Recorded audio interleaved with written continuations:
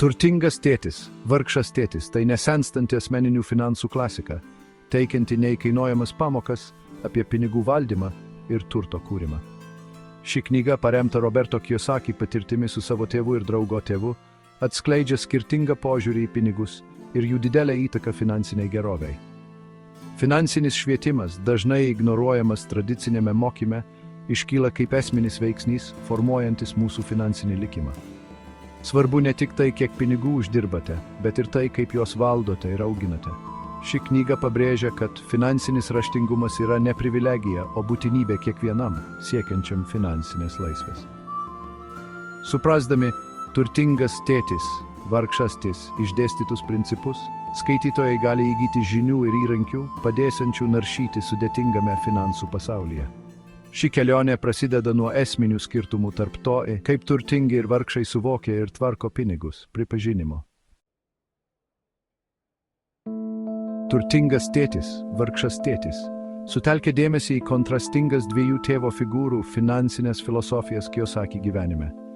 Jo biologinis tėvas, vargšas tėtis, atstovauja tradiciniam darbo saugumo ir finansinio stabilumo per išsilavinimą ir pastovų darbą mąstymui. Turtingas tėtis, jo draugo tėvas, meta iššūkį šiai visuotinai priimtai išminčiai.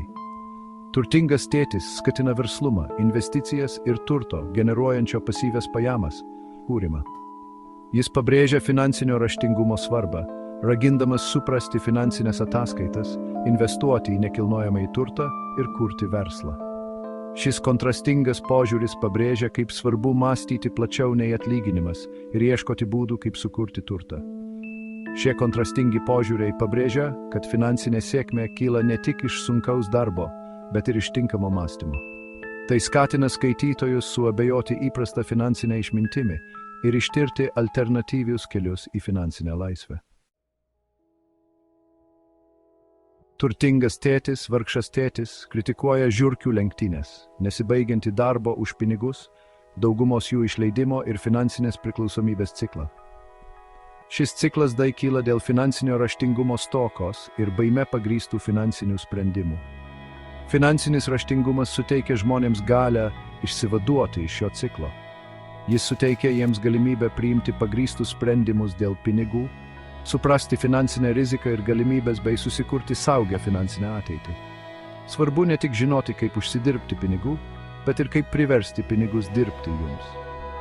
Knygoje pabrėžiama, kad finansinis švietimas yra nuolatinis procesas. Jis skatina nuolat mokytis, ieškoti mentorių ir plėsti savo supratimą apie finansinės sąvokas. Šis nuolatinis mokymasis yra labai svarbus, norint prisitaikyti prie nuolat kintančio finansinio kraštovaizdžio.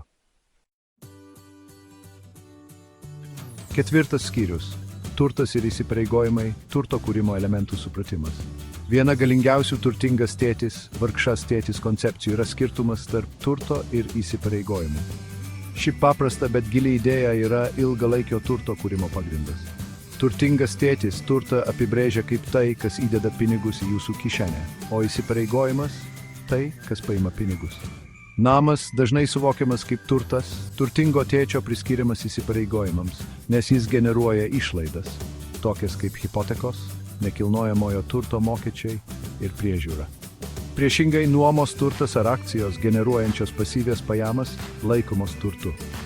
Šis skirtumas pabrėžia, kaip svarbu įsigyti turtą, kuris generuoja pinigų srautus.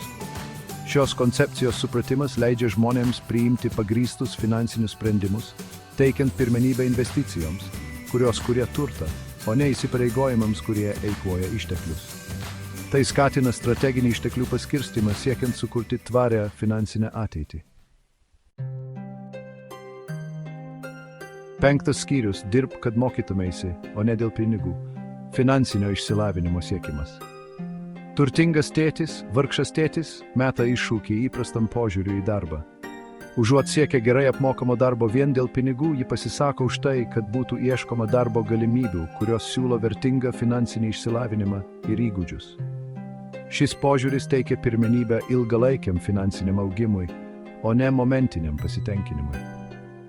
Knygoje pabrėžiama, kad vertingiausias turtas yra jūsų protas. Įgyję finansinių žinių ir praktinių įgūdžių, asmenys gali susikurti kelis pajamų srautus ir pasiekti finansinę nepriklausomybę. Tai skatina pakeisti požiūrį, darbą vertinti kaip priemonę įgyti žinių ir patirties, kurias galima panaudoti būsimai finansiniai sėkmei. Šis principas skatina jaunus suaugusiuosius būti strateginius renkantis karjerą. Jis siūlo ieškoti mentorių, stažuočių ar darbų, kurie suteikia vertingų finansinių pamokų ir įgūdžių, net jei jie nesiūlo didžiausio pradinio atlyginimo.